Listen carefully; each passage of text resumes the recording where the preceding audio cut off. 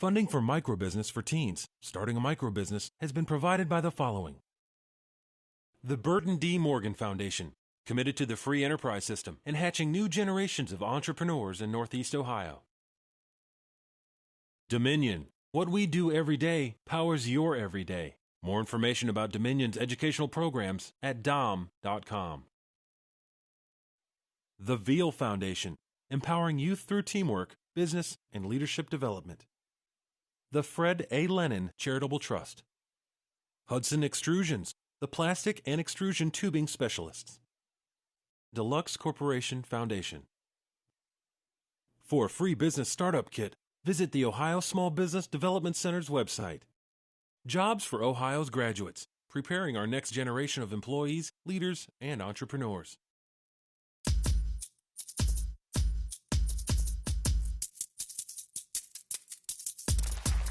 Jobs for teenagers are scarce today, so how is a teenager supposed to earn money?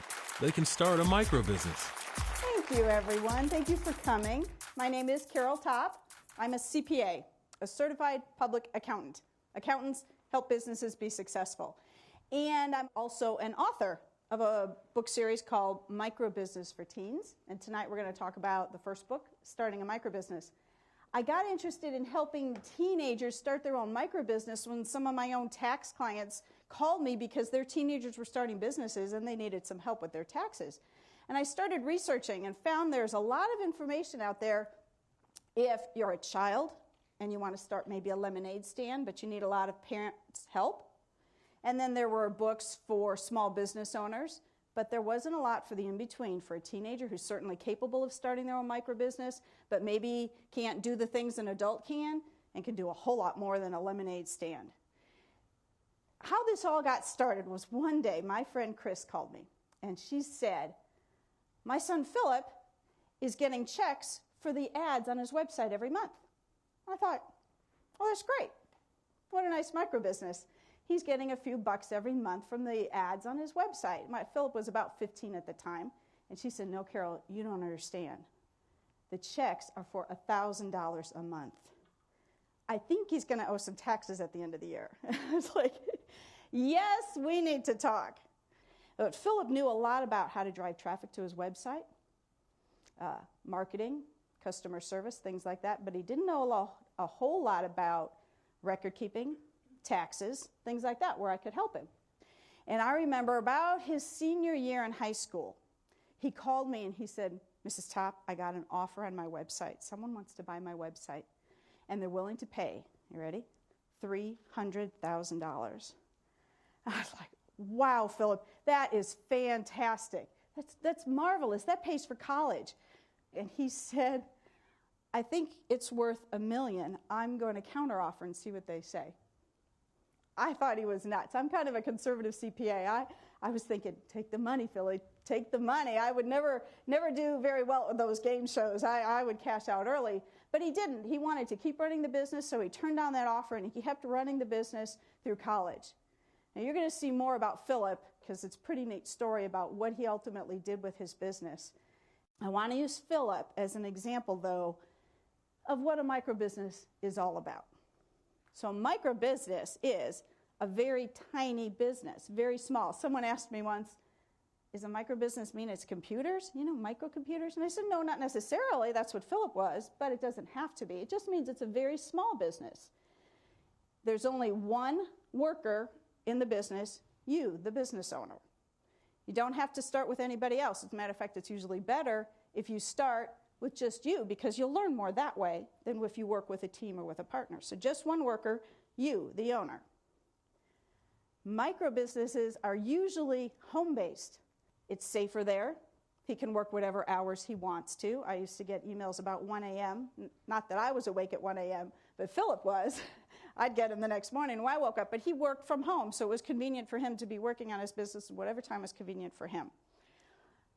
Eventually, Philip took that business to college, so it ended up being dorm room based. Actually, Philip needed 2 rooms when he went off to college, one for him to sleep in and another one for his business. So microbusiness can be home-based, and that's wonderful. Microbusinesses should also be very low risk. I really don't like the idea of teenagers taking on too much risk. You're in this to make money, not lose it. So a micro business can be very low risk. You should be able to start a micro business with very little startup money, maybe no startup money at all. You should be able to start with what you already have. Philip started with his computer in his basement. That's all he needed to start a micro business. You could start with what you already know, the knowledge you already have. So another story I want to share with you is my daughter Sarah. She had an interest in starting a micro business, and she wanted to start with no startup money with what she already owned and already knew.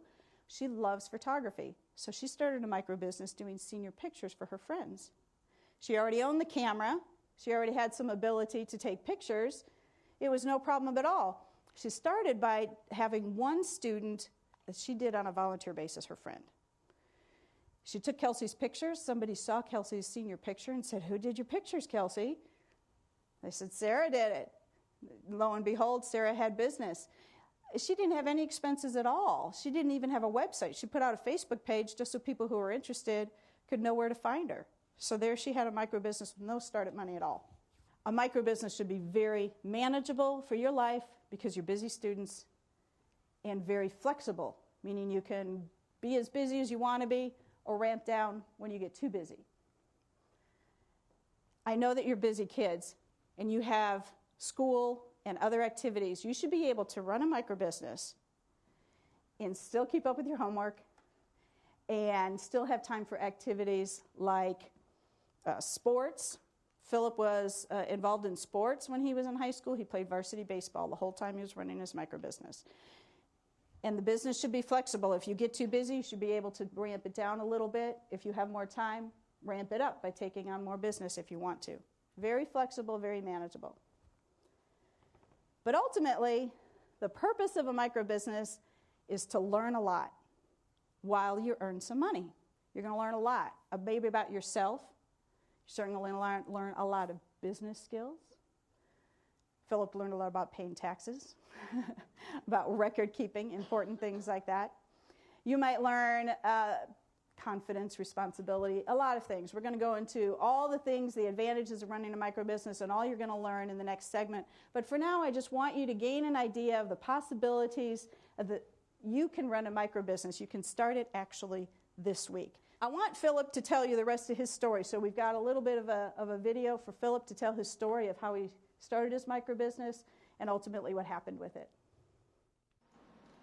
In many ways, Phil Santoro is like any other University of Cincinnati student. He has a busy social life and works hard studying finance. However, unlike most students, the 22-year-old has a very nice apartment, an office to rival his professors, and he's also a millionaire. I first was a co-founder of an internet business when I was 15. I had a partner who's also my age, and so I did the business side, he was the technical side. He went on to flipping websites, buying one, increasing traffic and revenue, and selling it for a profit. He used that money to fund other sales until he could eventually start freeforums.org. Phil founded the site in 2007, and it currently hosts 50 to 70,000 active forums. Really, the first 2 weeks is when I knew that I had something big. I had worked 3 years at my previous forum host, and within the first couple of weeks, I was seeing numbers that was just exploding compared to the other hosts. Phil's dad, Bob, says his son's interest in technology started at an early age. At 12, he built a computer for his grandparents as a school project. When he was probably 14, it was time, 15, it was kind of time to get a job. And we talked to him about getting a job, and he wasn't excited about getting a job, bagging groceries or working a fast food restaurant. And so he came to us and said, I think I can make some money doing some stuff with my website. Can I try it? Phil says it started out with just a love of forums and the desire to help people create forums. And eventually I came across Google AdSense, which was a program where you put Google ads on your site, they work with the advertisers, they collect the advertisers in payment, and then they give you a percentage to just put code on your site, which displays ads. So it probably was about a year into it that I found out you could make money off it. We put ads up, we saw a significant amount of revenue, especially for a 15, 16-year-old, and it just kind of took us by surprise that, wow, we can make money from this. We said, well, you need to earn $500. And he came back and said, well, I earned $3,000. And so, that was kind of the start of, wow, this is something special. And bringing that kind of money in also meant learning how to pay taxes on it. Finance is something that I'm interested in, but the tax area was something I literally had no experience with, so it definitely was eye-opening to be dealing with that when I was 15, paying taxes. I can't even vote. Success came quickly. Phil says his parents have always been supportive and have helped guide him from the beginning. A lot of the guiding is introducing Philip into mentors, people that are skilled in areas that my wife and I are not, skilled into. The guidance was put to good use when Phil received an offer to buy free forums while he was still in high school. Someone we met through my dad made an offer, and I had another offer come in from a California-based company. And so the highest offer I got was about $750,000, and both myself and my advisors, we kind of thought that was a little bit low for free forums. But not only that, I felt at that point that I hadn't really lived up to my vision. I had a lot left that I wanted to bring to the table. This was only 9 months into it, so the thought of taking $750,000 for just 9 months of work was pretty awesome. But at the same point, I felt like I wasn't living up to what I could do, and I was still having fun, and that was what was most important at the time. Phil countered the offer by asking for a little more, but the buyer eventually backed out. Which at the time was a little bit disappointing, but at the same time, looking back, it was definitely the good thing to do. So got a lot more experience, learned a lot more, and ended up getting a higher valuation.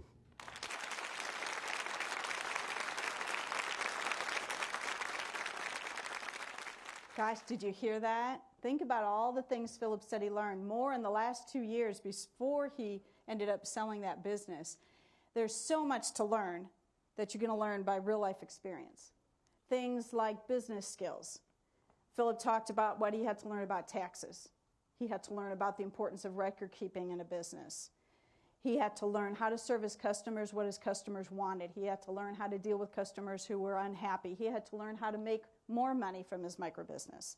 All these important business skills that he's going to take into his adult life, either as an employee or ultimately maybe a small business owner or maybe a large business owner someday. We never know where that knowledge will take you. You'll use it somewhere.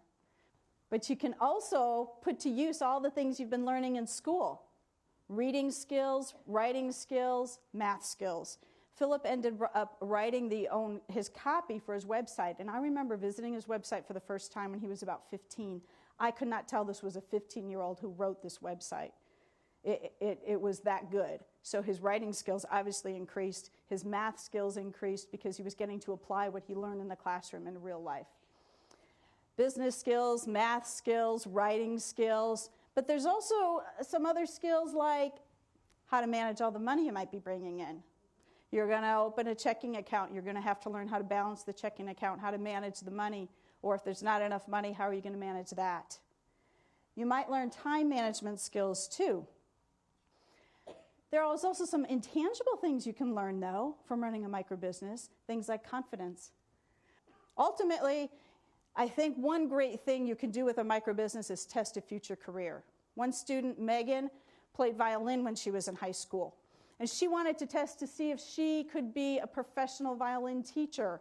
And she loved it. And she went on to college on a music scholarship, and now she's teaching violin to students. It's a great way to test a career.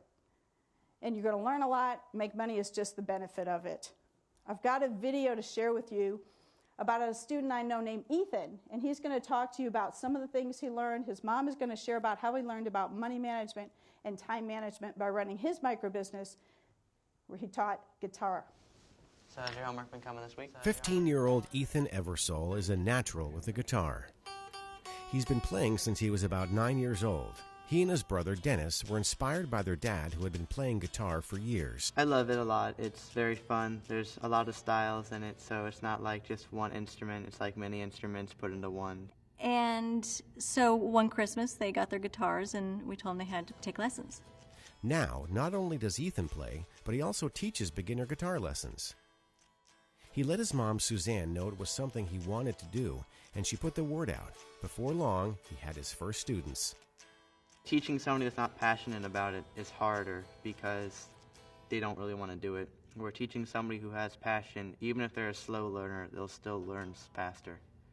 Ethan learned very quickly that his micro-business was taking off.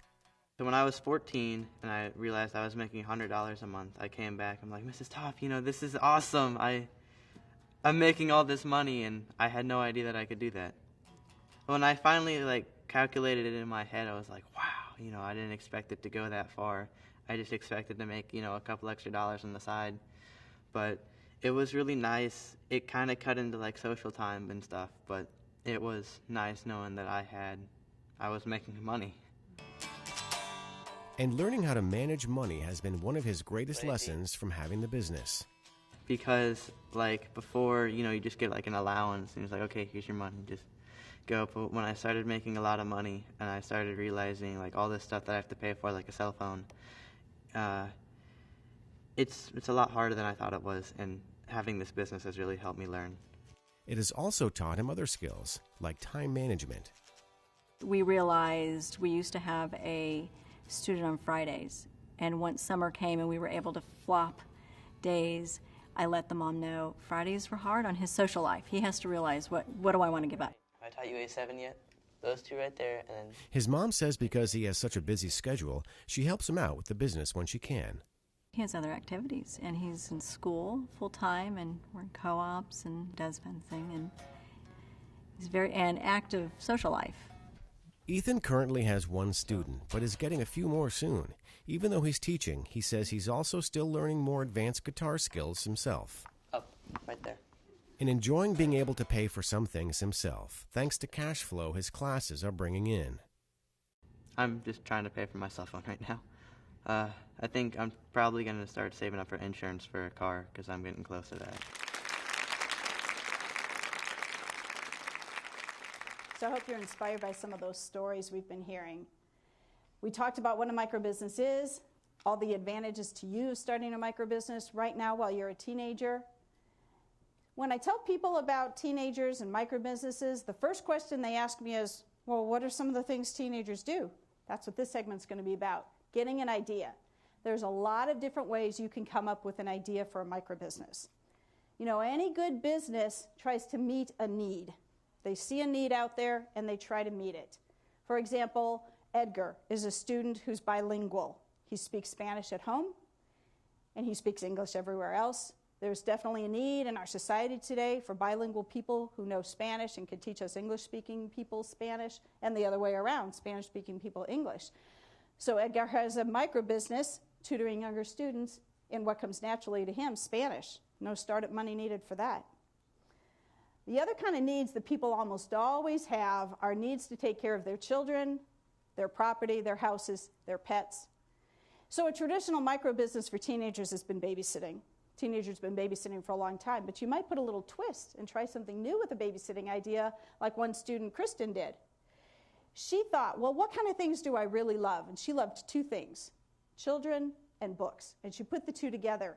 And she ran what she calls a book club one summer for 6 weeks, where she gathered children together for about 3 hours on a Tuesday morning, read them stories, fed them a snack related to the book, and did a craft.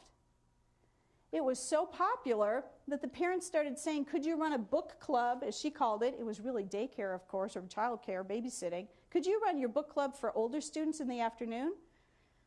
So there was a need for someone to take care of children, and she met it. There's also a need, if you can do it, to clean people's houses, to clean people's pets, to take care of people's lawns. It's not the most pleasant job in the world. No one likes a job where you say you're going to clean things. But boy, if you don't mind doing that, it's a great micro-business. Now remember, you're not going to do this for the rest of your life. It's only for a little while for you to make some money. So don't say, I don't want to do that. If you can do it for a little while and meet a need, someone's going to hire you to do it. Taking care of their children, mowing their grass, taking care of their property. Another way to come up with a micro-business idea, though, is to consider your interests, your talents, and your skills. So you might have a talent or a skill like Edgar did with speaking Spanish, but you might be good at something else. Maybe you're good at algebra or math, or at least better than somebody else. You can tutor those skills. So think about what kind of things you're good at, what skills you have. Maybe even make up a list. These are all the things I'm good at. How can I make a microbusiness doing that? Of course, it's pretty easy just to take others' ideas. If you're inspired by an idea you see here and you think you could replicate it back in your hometown, borrow it, take it, run with it. One great idea, though, if you can't come up with other ideas, is to gather people together and start brainstorming. That's a wonderful way to come up with an idea. And here's how you do it. Either by yourself, or it's a lot more fun with a group of people because you feed off each other's ideas. Start with a word, something that interests you. Say cars, or clothes, or pets, or fashion, or food, and then see where that takes you. And just start drawing lines and bubbles off of that idea and go from there. So let's take the word pets. I did this with a group of students. We just started with the word pets. Think of all the things that a microbusiness can be related to pets. You can feed pets, you can walk pets, exercise, you can clean up after pets, you can clean pets. I know a girl who does custom saddle blankets for horses. That's her love, horses. That's a great microbusiness. So think about brainstorming, get a group together, just start with a word and see where it takes you. You never know. If you narrow it down to about 2 or 3 ideas, I really strongly recommend then you do what I call a mini market survey. That means you go to your potential customers and you say to them, I've got this idea for a microbusiness. Would you hire me? And what would you pay? Just to see how it flies with them before you put too much time and energy into it.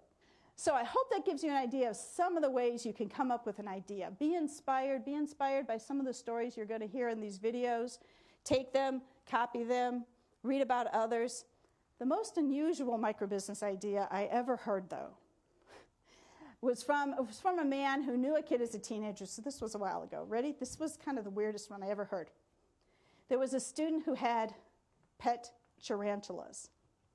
Yeah, and his microbusiness was to help a jewelry store by putting the tarantulas in the jewelry cases at night as a theft deterrent. And then he had to pick up the tarantulas the next morning, but that kid made money. Yeah, it wouldn't work so much today, I think, because we have electronic security systems and things like that. But it was a great, although unusual idea. Do you know that there's a market for chicken diapers? That some people keep pet chickens? I didn't know that. They keep pet chickens, but chickens are kind of messy, so there's a need that you could fill if you know how to make a chicken diaper. Okay? It's a great microbusiness, so think about it. We've got a great story now, though, from Linnea, who's just a wonderful kid who used some of her natural talents and abilities to start a microbusiness, and she's got a wonderful story to tell about what she did with her business. 20-year-old Linnea Huck grew up in an orphanage in a small city in northern China, but 6 years ago she was adopted by a family near Cincinnati, Ohio. It's really exciting, and also I was really nervous too because I don't have any idea what this American will be like and the culture. So she found out she was adopted just 4 months before moving to the United States, and at that time she says she didn't even know English. My parents and my sisters, they all speak English, and I have friends who will help me with English too. So. In 2008, she decided she could use her native language to teach children Chinese and start her very own microbusiness. It was started out 5 kids. They're all age 5 till 8.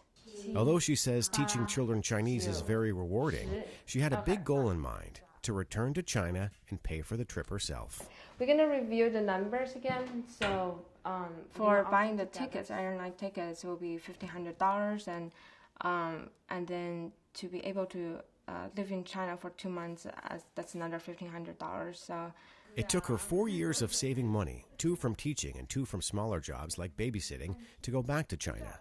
Even though it's hard work and, sometimes I could get stressed, but it was definitely a challenge that I really enjoyed because everything, it's so worth it. Like, I won't change anything for that, During her trip, she got to visit with old friends and also spend time with her foster grandma, who took care of her as a baby and stayed in touch with her over the years. I want to go back because I want to see my foster grandma. She raised me while I was little. She found me and she just took care of me. And ever since then, we just have a really close connection. So I want to go back and see her and then to tell her how much I appreciate to have her while I was in China as an orphan. And to give her a gift with part of the money she saved from her micro-business. She used to wash clothes by hands, and it's winter time, it's just cold water. I was like, you know what, I should get something very useful. So I used the money that I saved up and just bought her a washing machine and then also just a small TV so she can watch whatever she wants. After 2 months in China, Linnea returned home. She thinks she will still teach some students in the future, but also has other plans. I am going to Aveda beauty school and to learn about hairs, makeup, stuff like that. I really enjoyed that. Very good. But she says she will always have the skills learned from her micro-business to guide her in the future. This thing will help me to not give up too easily, you know, and just even though the work is hard, but I know it's totally worth it. When you start your micro business, there are really two kinds of businesses you can run. A product-based business where you sell a product, or a service business where you sell, well, basically your time giving a service to a customer. Here's an example of a teenager in Ohio, Hart, Maine, who started a product business. This is called a man candle. He was inspired by his sister who was selling candles, but they had girly scents. He wanted candles that had man scents, like sawdust, dirt, grandpa's pipe, and this one is New York style pizza. Now, there are certainly some challenges that Hart faced when he started his product business. I don't want to discourage you by talking about the potential problems or pitfalls that businesses bring, because every problem or pitfall is really just an opportunity to learn more.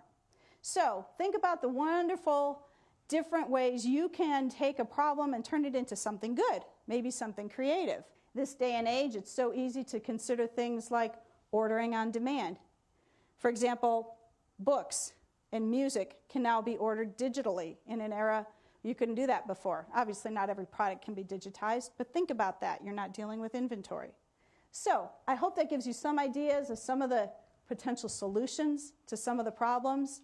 And we've got a wonderful video of some sisters who took what was a great business offering a product and how they managed it so that they didn't get overwhelmed and how they could satisfy their customers in a great way. This is the Fisher family and the sisters. You can even say fashion is in their genes. How much do you think I should sell it for? Oh, the set? Well, the yarn looks pretty nice. I don't know. Well, my mom taught us how to knit one time, and we went to our grandma's nursing home, and we gave out scarves there, and then we're like, we can make some money on this, and at the time I was saving up for an iPod, so that just kind of worked out. That was 3 years ago, and since then, 11-year-old Carly and her sister, 14-year-old Hannah, saved up enough to get that iPod while starting their first micro-business. Well, what we do is we knit scarves, and we put like in a place where a lot of people go by, and they just stop by and buy it and stuff like that.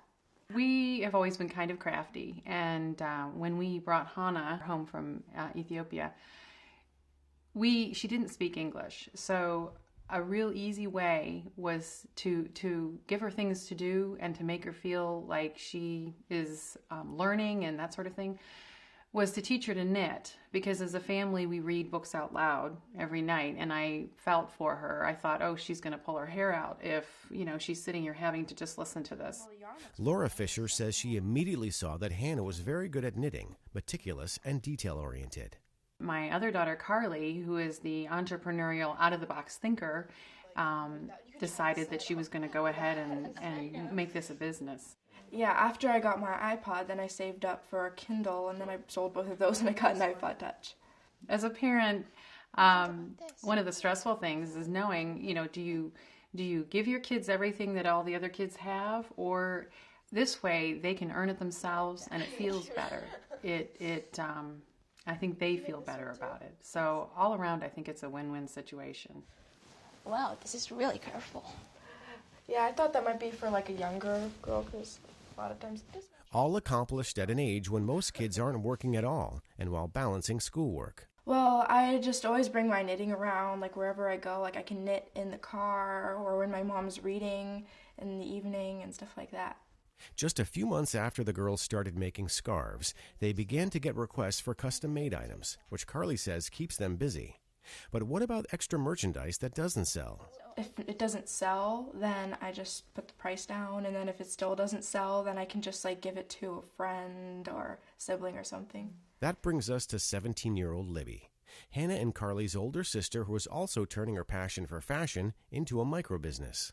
Yeah, well, I was inspired by a local consignment store that is actually a $1 million business, and they have multiple locations around the city, but it's geared more toward older women.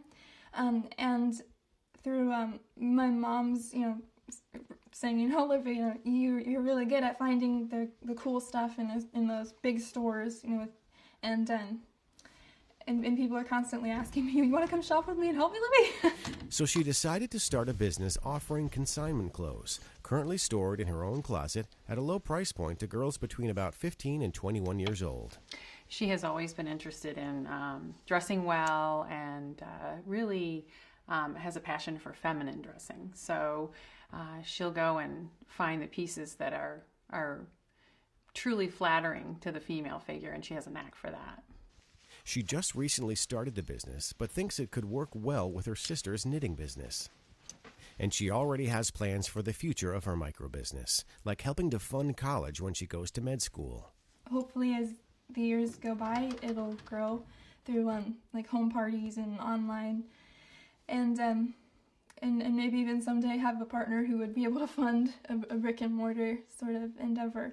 I think it's real life application of what they learn in school, real life, living life in a real way. That's what I like about it, that they are taking control of their destiny and learning while they're doing it.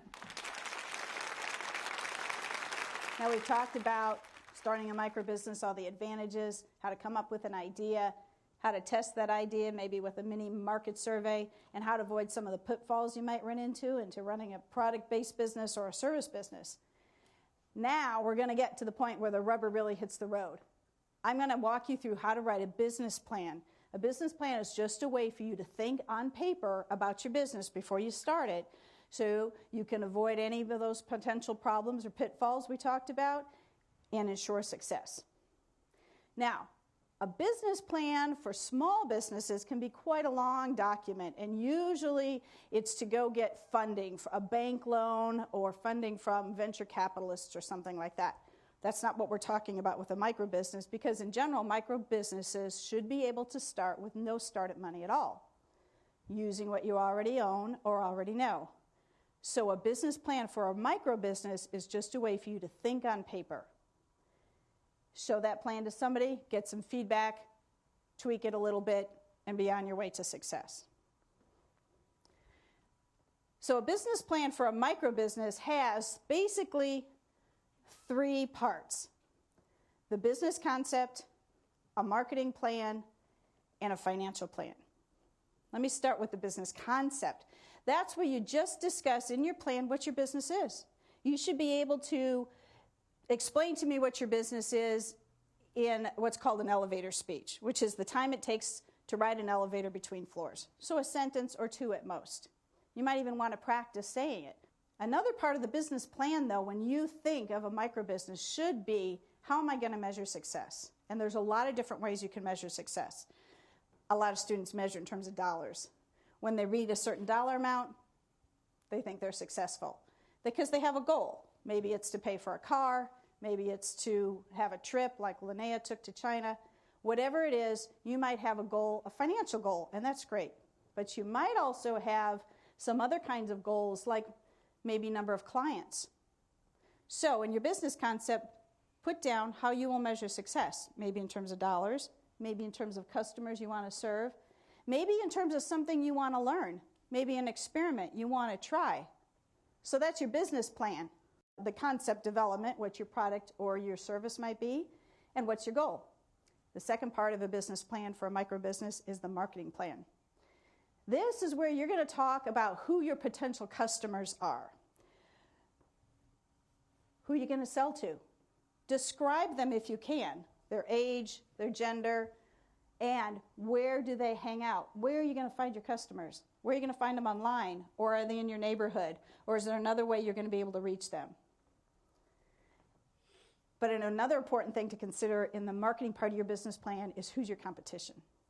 So my daughter Emily, she offered piano lessons. Her customers were beginning piano students. That's pretty obvious. Who's your competition? Other piano teachers.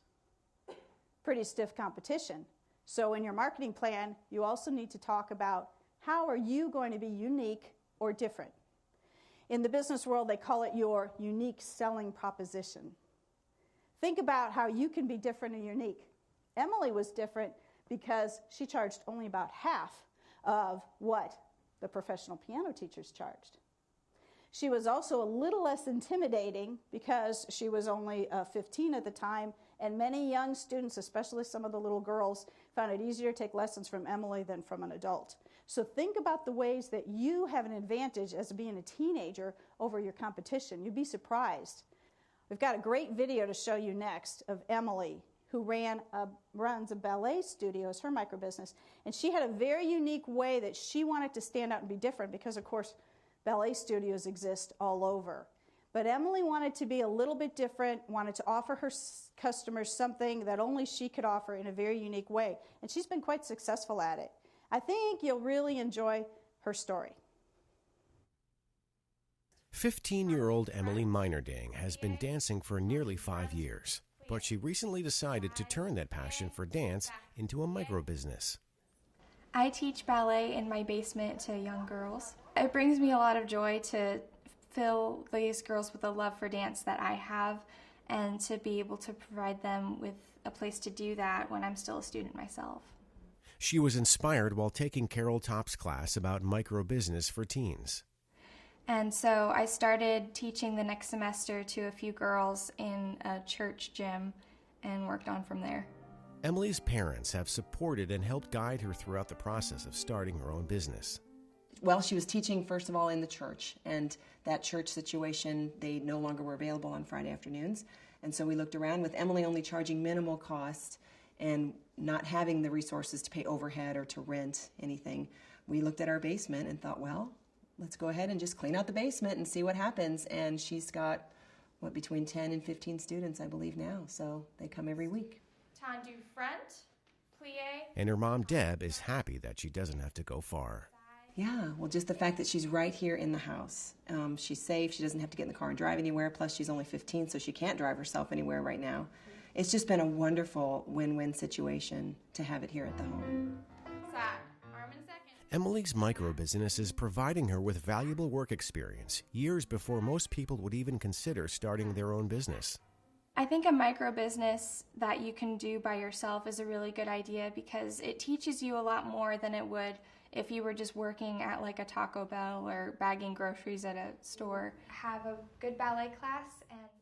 She says she's learning about teaching young kids, interacting with adults, and working out payments for classes. I help her a little bit with the paperwork because as soon as those children arrive, she needs to get downstairs and teach, and the moms sometimes will have questions about payment, so I'm kind of her accountant, at least this first year, and then she's going to take over more of that as time goes on. According to Emily, she tries to make her classes stand apart from other dance classes by teaching what she calls modest dance. It's really hard in the dance world to find a Christian atmosphere to learn ballet in a modest way, and so with the music and the choreography and the costumes, there's just a lot of things that go into it, and it's really hard to find that in a Christian outlet. So I like providing that for these young girls to have a place where they can go and be comfortable with what they're dancing and what they're listening to, and also giving the families a moderate cost and a convenient location for them. Emily says she doesn't have specific plans for the money she's making right now, but knows she'll have it to fall back on in the future. Well, I'm a really big saver, and so I'm trying to go the debt-free route, and so I'd like to start saving now. And with a few years left in high school, she's already thinking about what her future will hold. Well, I know I'm at least going to teach through high school and then see from there. I'd like to go into performing arts in college, but after that, I'm not sure if I'll go on to teach or join a Christian ballet company. I'm still deciding. I don't think I could have started my own business at 15. First of all, I didn't have a skill like she has that she's bringing to a group of people that are really looking for something like she's offering. Modest dance at a minimal cost is what she's providing. So I'm really, really proud of her that she's taking the initiative to do this. Well, I hope you liked hearing Emily's story. Did you pick up on how she's trying to be unique? That she has a concept for her business plan and a very unique way to market it. The third part of your business plan for your micro business is the financial part. This might be the most difficult part of a business plan because you're going to have to do quite a bit of research.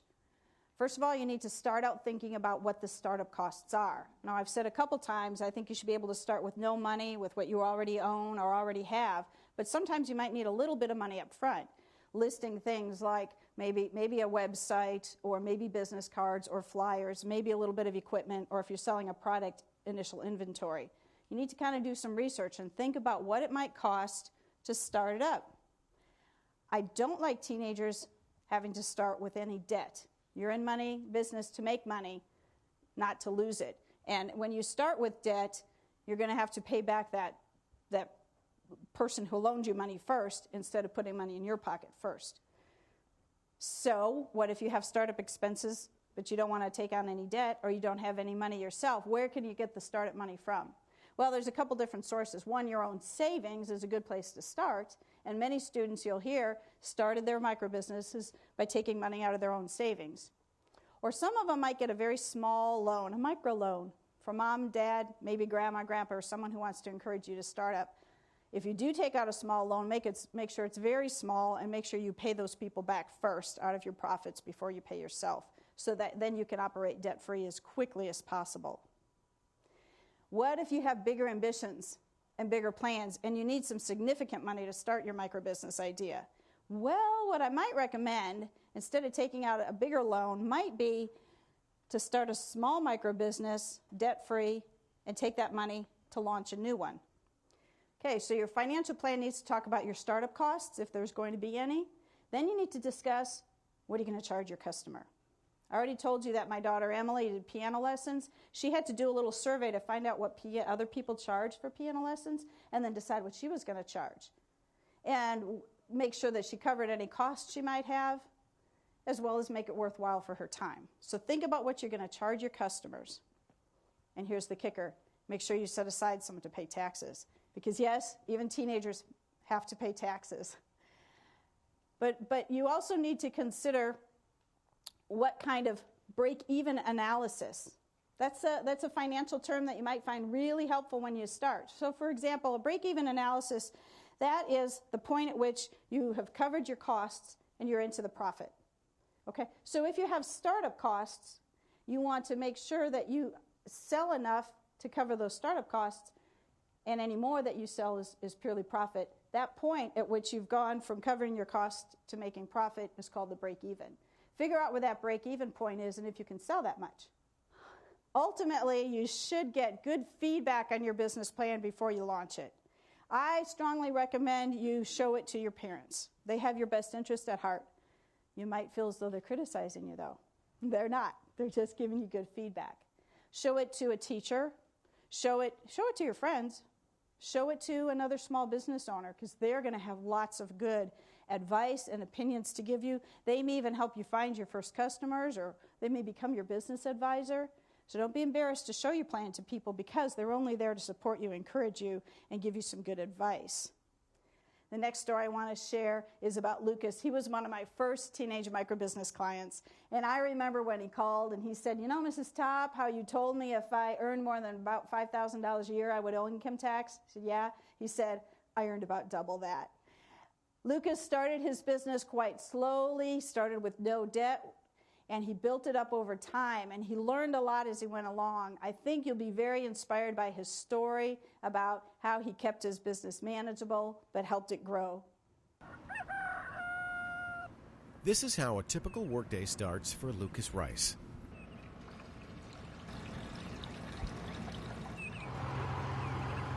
As he drives his professional-grade equipment from one customer's house to another. But getting to this point has taken some time and hard work for the 21-year-old. Saved up money, always loved being outside and doing things with my dad out in the yard. And saved up my money and eventually found a small riding mower at a garage sale, just 12 horsepower, Craftsman, real old, and purchased it. He said he had always mowed his family's yard, so had the practice and experience. The next step was getting clients. If somebody moved new into the neighborhood, go talk to them, welcome them to the neighborhood, give them a little brochure or flyer just to show that, you know, I do mow grass if you're interested, and just try to keep it within a block of our house, just small scale so that I didn't have to, you know, invest in it. As he grew his business and got more and more clients, he began to realize that small riding tractor was getting old. It couldn't handle the amount of mowing I was doing, so again, out of the savings of my business, out of my earnings from the business, I purchased my first commercial Exmark riding mower. It was used.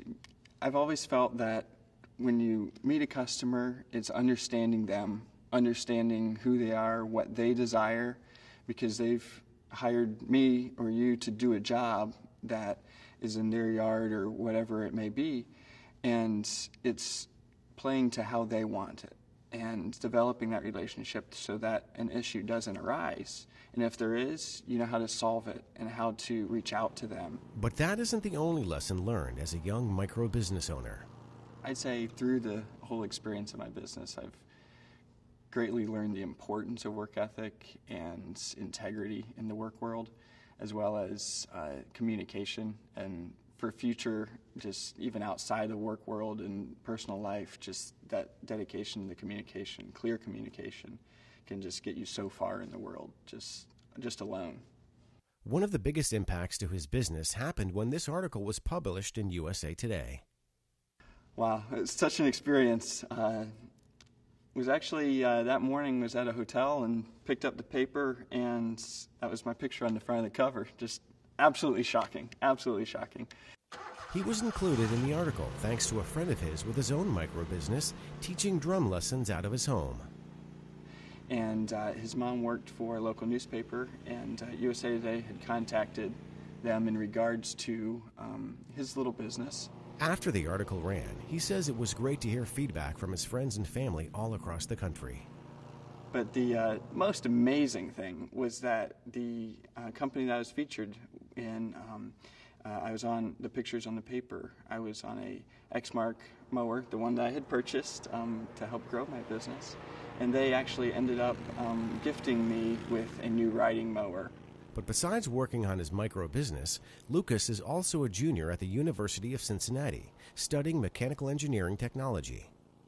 Yes, and I take classes year-round, so it's certainly a balancing act. There is times that I give up a lot of my free time in order to do work, but having employees that are dependable. I have a gentleman that works for me that just extremely loyal, extremely dedicated, and it's having those people that you can rely upon just to help make things go smoothly, because I can't do it on my own. And as for the future, as far as my business is concerned, I have a great desire to grow it well beyond just landscaping, possibly going into real estate, construction, property management, things of that nature. But I really want to step into more of a managerial role. And thanks to money coming in from his business, he is able to work towards those plans. It's going towards college, saving, just saving for my future, for whatever the future may have. Feeling blessed to have the business to save for. We'll see. So I hope you enjoyed Lucas's story. Did you hear how he talked about how he started small and it grew slowly over time? He started with no debt at all from a smaller micro business, and it grew. He also emphasized how he kept it manageable. Lucas did eventually hire an employee, but it was only after he'd been running that micro business for about 2 years, and we talked about the responsibility of hiring employees before he hired his first one. That's very wise, because it is a big responsibility to take on. I also encourage you to keep learning. I think in all these videos, you've either heard the parent or the student talk about all the things that they have learned by running their micro business, things they never expected. Also, persevere. I think you'll hear a lot of the stories the students share with you. They talk about sometimes it was difficult, sometimes they made sacrifices, but they persevered, and that builds success as you push through things and you persevere. You know, Thomas Edison, who invented the light bulb, spent years trying to find the right filament that would work. And he said, "I have not failed. I've just found 10,000 ways that didn't work." So don't think of your pitfalls or your problems as failures. They're not. They're really just new information that you take and you make yourself successful the next time.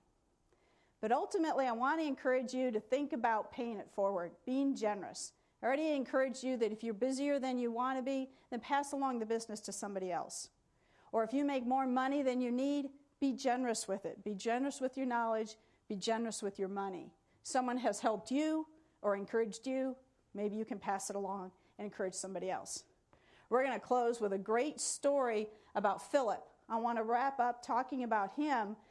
You know, you maybe got a hint from earlier that his website became very popular and he was very successful, but he turned down that very generous offer because he thought it was worth more. You know, he did. He eventually got his offer of over $1.2 million. But Philip didn't start out at age 15 saying, "I want to be a millionaire by the time I'm 21. He just wanted to run a micro business and see if he was good at it. I don't know where that's going to take you. If it does take you into financial wealth like Philip, think about being generous with that wealth. Think about paying it forward, because it's not about accumulating money for yourself. It's about passing it on. I think you're going to love hearing the end of Philip's story, how he ended up using some of his money to do great things. Phil decided if he ever wasn't loving 90% of the work he was doing with free forums, he would, again, look into selling it. And eventually that time came. 2 years into college, I wanted to focus on living a more balanced life, wanted to focus on school. So I hired a broker in Boston, and within about a month, I closed a $1.2 million deal with a public company in Los Angeles. He got 60% cash, 40% stock, and was paid in stock as well after 12 months. He also still continues to work for them part-time. It still hasn't hit me completely because I'm so involved with it. I think once I move on completely, it will kind of sink in more. I still think about it every day, every night before I go to bed. It has, however, really impacted his parents because he used part of his earnings to give them a generous gift. You know, I was so unbelievably surprised when Phil wanted to pay off our mortgage. And on one hand, I really didn't want him to. And on the other hand, I was just so pleased and proud that he did want to. I mean, how many people have a teenager pay off their mortgage? Phil is no longer that teenager, but he still has a big heart and even bigger goals. My dream is to get my MBA from Stanford. That's what I've dreamed at since I first heard about Google, and the Google founders went to Stanford. So that's my dream. I have another full year at the University of Cincinnati, and then hope to move out to Palo Alto. Wow. Wasn't that a great story? It always kind of chokes me up when I realize how generous Philip was with his wealth. You know, his mother called me after she found out, and she said, "You know, I think Philip might be the kind of kid someday that starts a charitable foundation. Wouldn't that be marvelous?" Aim for those kind of things when you think about starting a micro business. Think about what you can use with your talents today to start something. Let it grow slowly, keep it manageable. But ultimately, the goal of your micro business is for you to learn a lot and take what you learn into your adulthood and be a great employee, maybe be a small business owner, maybe be a large business owner. Why not? Let's start a charitable foundation. Thanks so much. I really enjoyed talking to you about how to start a micro business, and I hope you've been inspired to start your own.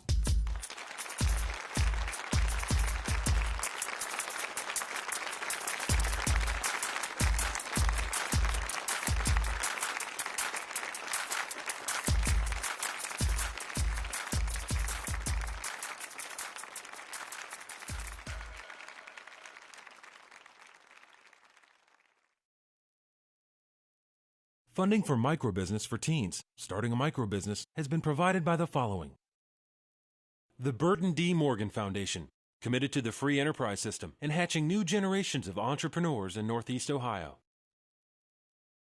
Dominion, what we do every day powers your every day. More information about Dominion's educational programs at dom.com.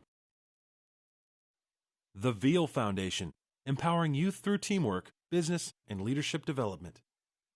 The Fred A. Lennon Charitable Trust. Hudson Extrusions, the plastic and extrusion tubing specialists.